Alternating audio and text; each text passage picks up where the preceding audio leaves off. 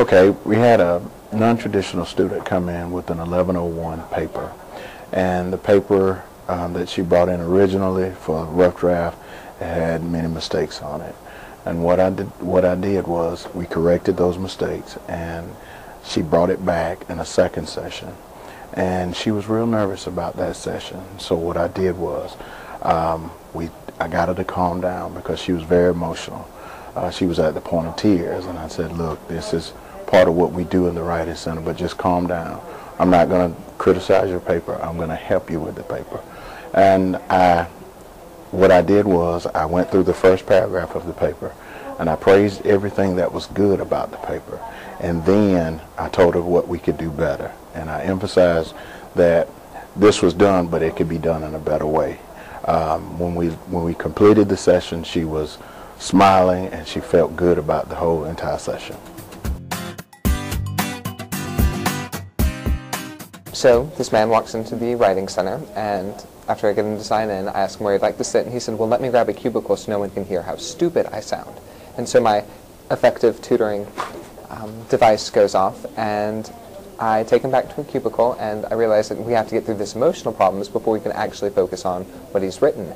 And so I kind of probe him, ask him some questions about what's going on with this professor, and he just goes off about how he doesn't understand the assignment, how he doesn't understand what the professor wants, how he doesn't understand how to give the professor what he wants. And it was just a very tricky paper and a very tricky emotional time for this student. And so we worked through that, and then we're finally able to get to his thesis, how he can make everything supported, doing the technical aspects of the tutoring. So I had a student come into the Writing Center about 5 o'clock one afternoon, and we closed at 6. He was visibly upset, not just about the paper and how confused he was, but about life in general. He had a lot of stuff going on. His class is focusing on pathography. They're writing about illness, and his mother's very ill, and he's recently been diagnosed with adult ADHD.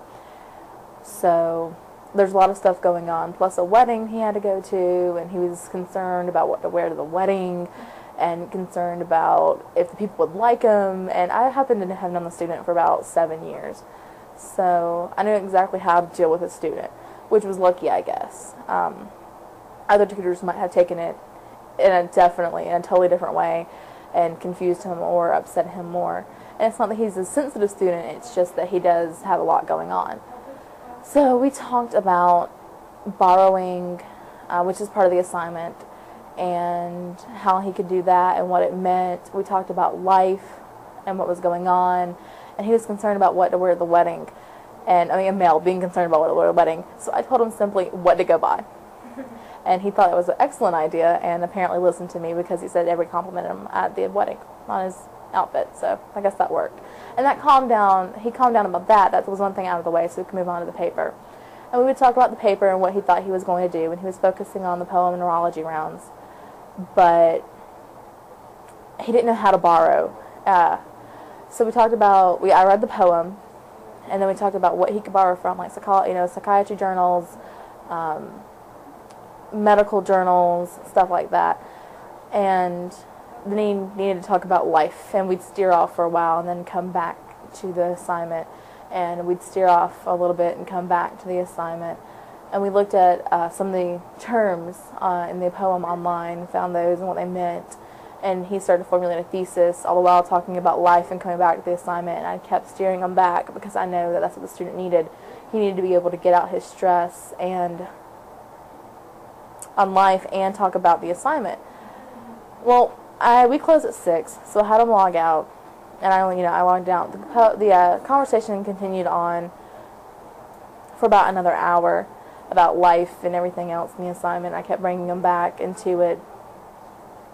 And when he finally left and I finally had to go home, he appeared much calmer, much more at ease as to what he needed to do with the assignment and how to follow through with what we had talked about. And he had all these ideas he was bouncing around, and he seemed somewhat excited about it. And he was much less, he was not stressed at all about the assignment, nor about the wedding or anything else. Yeah.